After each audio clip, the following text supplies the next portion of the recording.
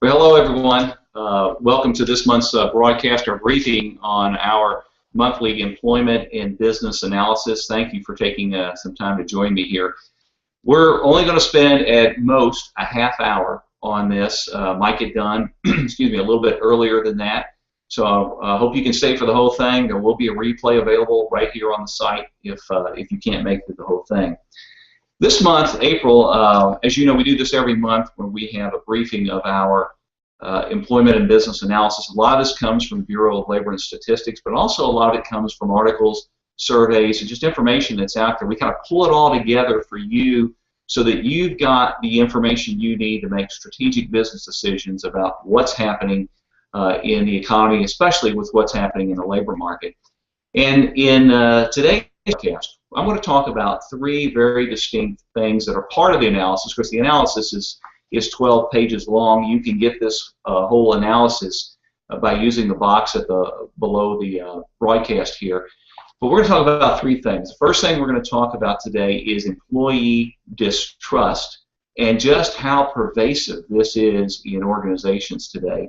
Second thing we're going to talk about is the impact that employee stress is having on your organization. And then the third thing we're going to talk about is the dramatic change that is coming from within the baby boomers that are in the workforce. And I know you've probably heard information about baby boomers ad nauseum for quite a while.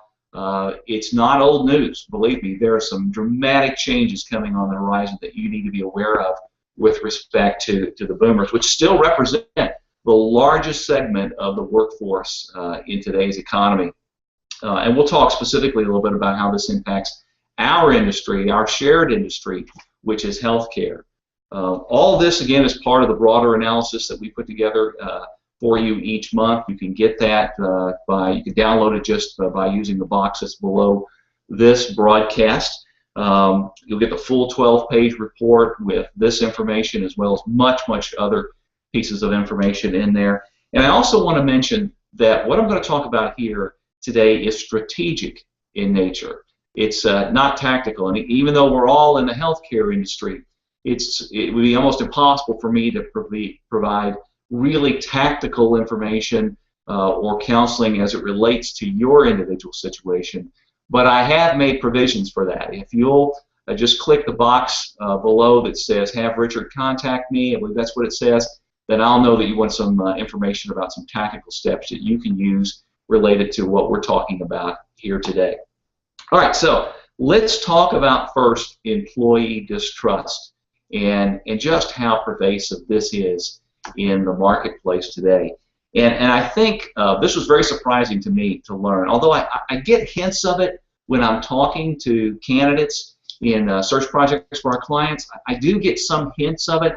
Some of them even come right out and say, I just don't trust the company I'm working with. But it proved to be much more pervasive than I thought it was really could be. And this comes from a survey that was done by the American Psychological Association. I believe the survey was done back in February. You can get complete details on it in our analysis. Believe this: nearly 1 in 4 U.S. workers, that's a quarter of the people in the workforce today, say that they don't trust their employer. And that's incredible. If 25% of your people really don't trust you and what you're doing, that's an incredible statistic. And it's kind of strange because in the same survey, almost 2/3 of the employees say that they felt they were treated fairly, but more than half of the employees feel like their employers are not open, they're not honest about what's going on. And I don't have to tell you, all of you have been in this long enough to know what kind of an impact that can have on your productivity. A third of them say they feel that the organization that they're with is not always honest. It's not always truthful about what's going on. And this is a big deal. This is a really a big deal, and it's very costly I know it's sometimes you might think, well, it's distrust. It's kind of of an intangible. It's kind of a soft skill. Well, yes and no. Yes, it is. Not so much a soft skill, but it's more of an emotional type of reaction, hard to measure and so forth. So from that standpoint, yes. But from the standpoint of being a tangible impact, here's where this becomes a very tangible impact, and that is this. Of the people surveyed talking about whether they trusted their employee or not, 27% of them said that they plan to look for a new job this year. That's more than a quarter of the workforce. Quarter of the people surveyed, maybe even a quarter of the people in your organization, that says they're going to be looking for a new position this year. Now, how is productivity going to be affected if 27% of your people have on their mind looking for another job? Often happens, and I have these conversations all day long, what often happens is that although these people are saying they're going to look for a new job, and maybe they haven't even taken a step to do it, it's up here and it's in here. Head and heart, they're already gone. They've left. We call that, in our business, warm chair attrition. That means they're sitting in the chair, they're keeping it warm, but they've already left. And I don't have to tell you what kind of impact that's going to have on your productivity. Now, the good news is that I'm going to be able to share with you here 3 things that I've seen my clients do that really will serve to increase trust in your organization. And here's what they are. The first one is increasing the level of involvement that your employees have in their organization. The second thing is to be intentional about recognition. And the third thing is to have regular and meaningful communication. So some practical things that you can do to take these concepts and apply them in your business right now. First of all, one of the things you can do is implement group problem solving. You can implement self-managed work teams. You can implement 360 evaluations. Find ways to give your employees more control, more autonomy about the work they're doing and how it's going to be played out in their individual areas of responsibility and the things that affect them every single day. Another practical thing that you can do that really deals in the terms of recognition, which is focusing on both monetary and non-monetary recognition, both formal and informal forms of recognition. Oftentimes, having peers recognize other people in the organization is more meaningful for employees than having somebody in management do it. Employers can also reward people for high levels of performance. I've heard this over and over from candidates, that they're just fed up with the employers recognizing people who just do their job, who just do the minimum amount required. It's, in their words, almost mediocre types of recognition. So recognize people that perform at high levels of performance. Implement, again, peer recognition programs. And then bottom-up communication.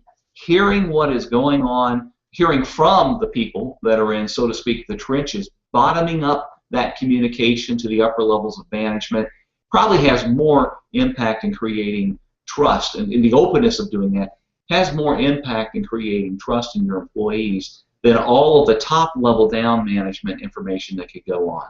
So some things that you could try and put into place. Read more about it on the survey, or read more about it in the report that you can get there at the bottom of the screen. Now, I want you to guess about something here. We're going to move on to our next topic now.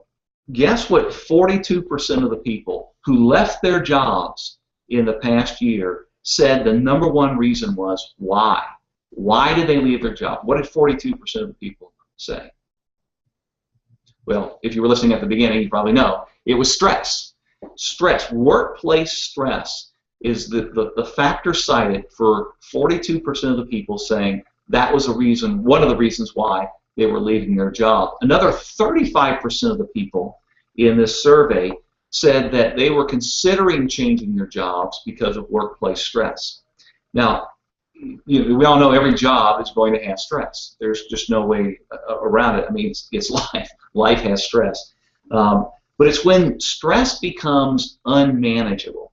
It's not the absence of stress that people are looking for. It's not, and really, it's unrealistic to expect that there'll be an absence of stress.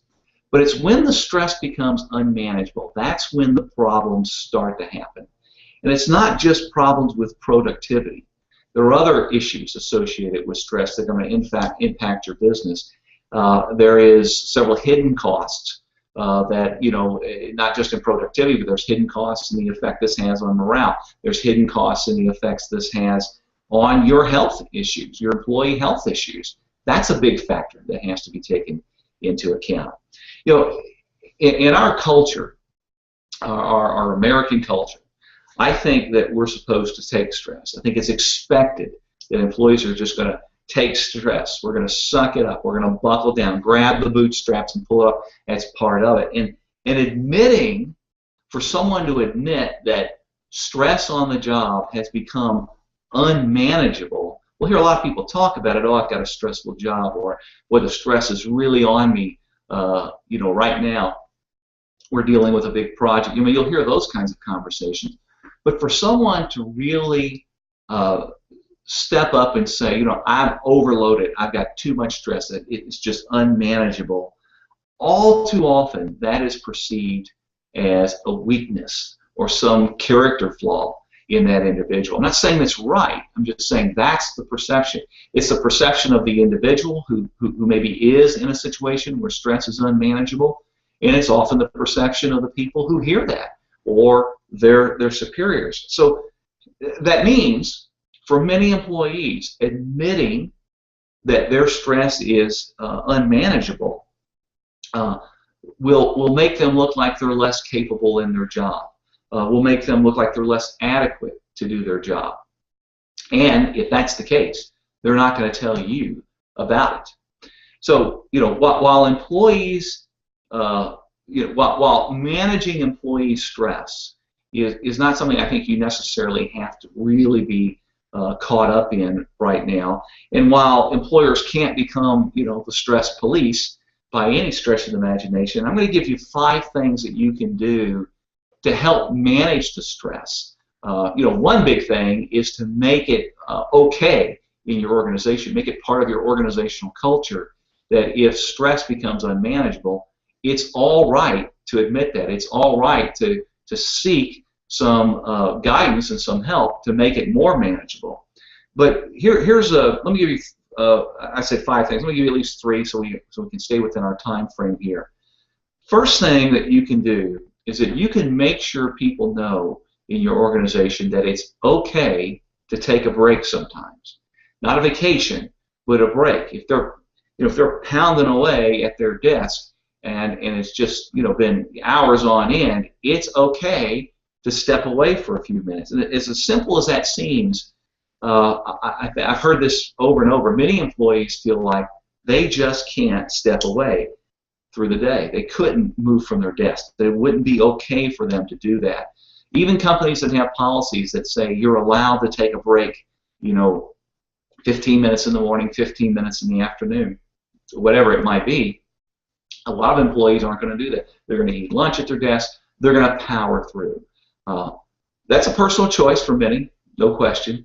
But you can make it known in your organization, in your culture, that it's okay to take a break. And sometimes just being able to step away from a stressful situation a few times means a lot. In my organization, we really practice working in block times. That for an hour, hour and a half, or maybe even less sometimes, we're going to go at it hard, and then we're going to step away for 10 minutes, refresh, regroup, rejuvenate, and come back at it or move on to another task at that point in time.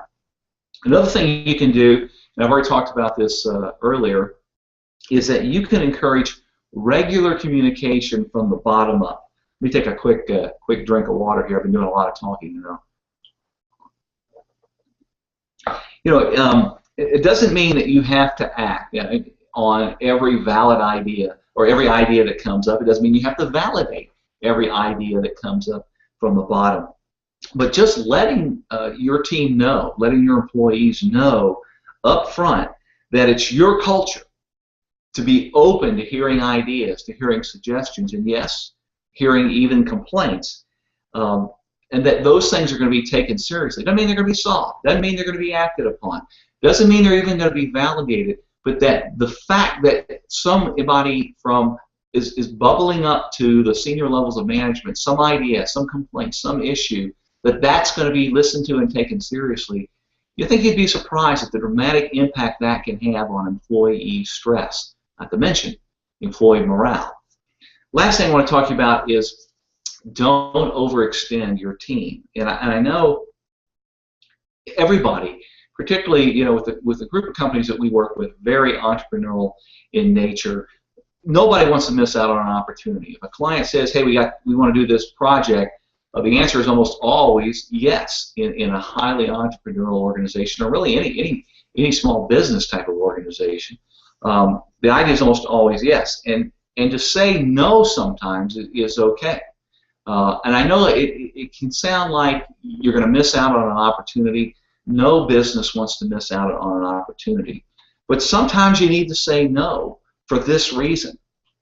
If your team's at full capacity and you have no intentions of adding more resources or no intentions of adding more capabilities, and they're at capacity, you might need to say no, or you're going to run the risk of driving some people into an unmanageable stress situation. At the very least, go to that team that's going to be overextended and say, "Look, we're going to try to do this. I know you got a lot on your plate right now, but if anybody finds they're getting overwhelmed, anybody is getting overwhelmed with stress, trying to meet this commitment, we want you to know it's okay to raise your hand and say, 'Hey, I got too much on my plate now. Can we do something about it?'" That's okay. That's a great way to manage some of the stress. So I'd be very interested in hearing your ideas as well about how you have approached this. There's a comment section right below here on this web page that you can use to put a comment in. I'd love to hear some of your comments about how this has either impacted you or how you have taken the time, how you have managed the stress in this situation.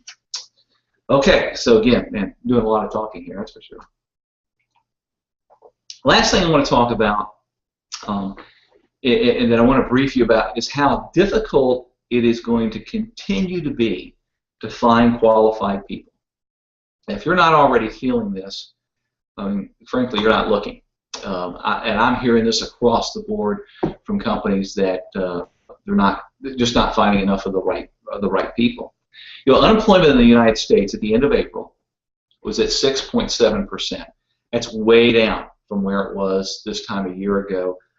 It's falling rapidly, and the projections are that it's going to reach its natural rate of unemployment, which is at 5.5%, by late 2015. That's according to a report that was released last month by the Conference Board. Now, here's some news that I thought was very encouraging. The decline is expected to continue even past that benchmark of 5.5%. At 4%, 4 to 5% is considered full employment.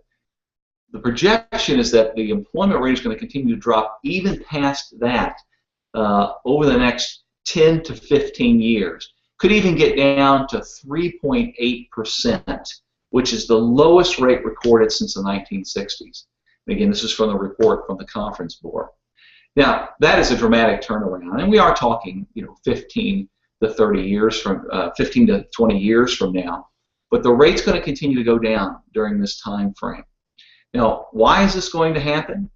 Well, there are two things at work right now in our workforce that are going to have an impact. Number one, we have a declining birth rate in this country, which is now, our birth rate in this country is now only a few tenths of a percent over the amount that is necessary to sustain a workforce.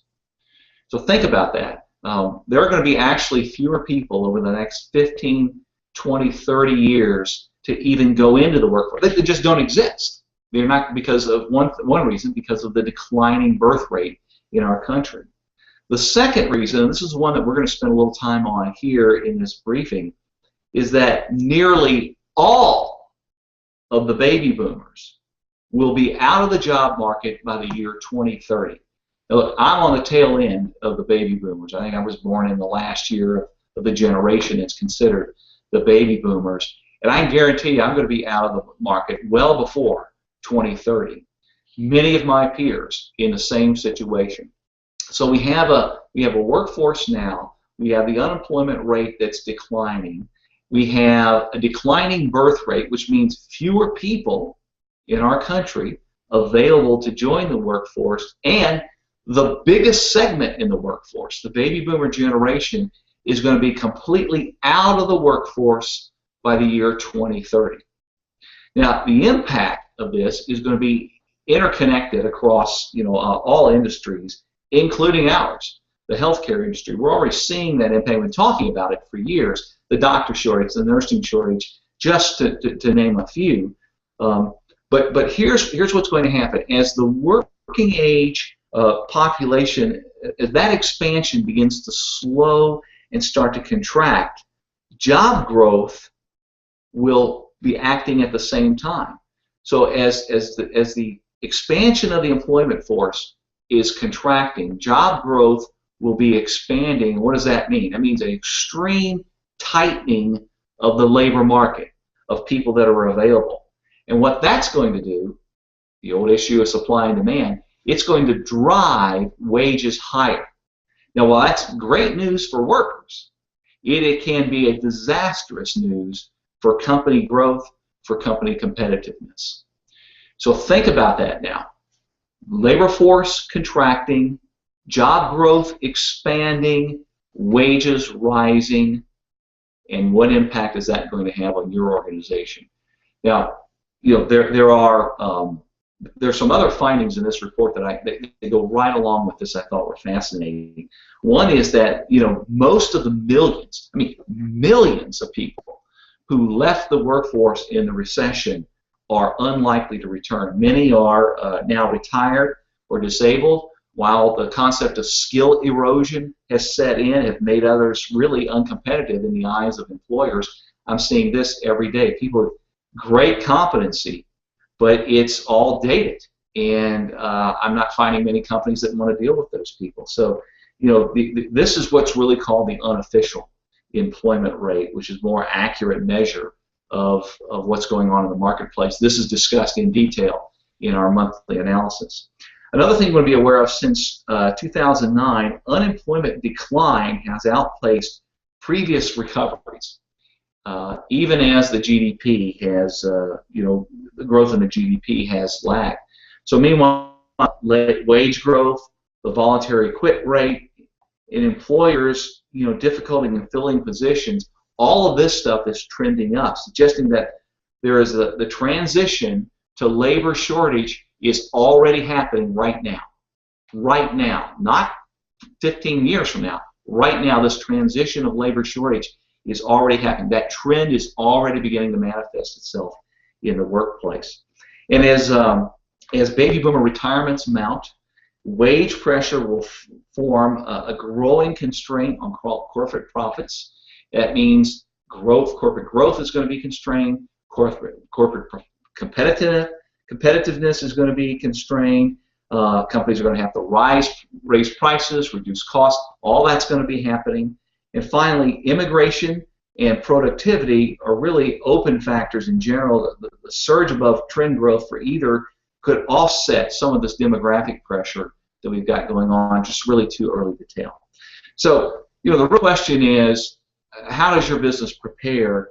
That's really going to be up to you. That's really up to you. It's up to your business plan. It's up to your business priorities. The bottom line here, though, is you can't wait till 2030 when all the boomers are out of the marketplace. You can't wait to 2030.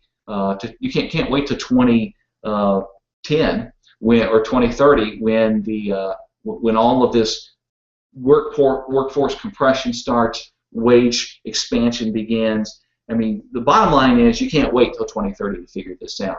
Remember, 2030, well, that sounds like a long time off. It's really not in terms of business. We're only talking about just a little over 15 years. I would say you can't even wait to 2010 to start acting on this. And that's barely 5 years, or 2020, I'm sorry. That's barely 5 years away from now. You've got to move on this as quickly as possible.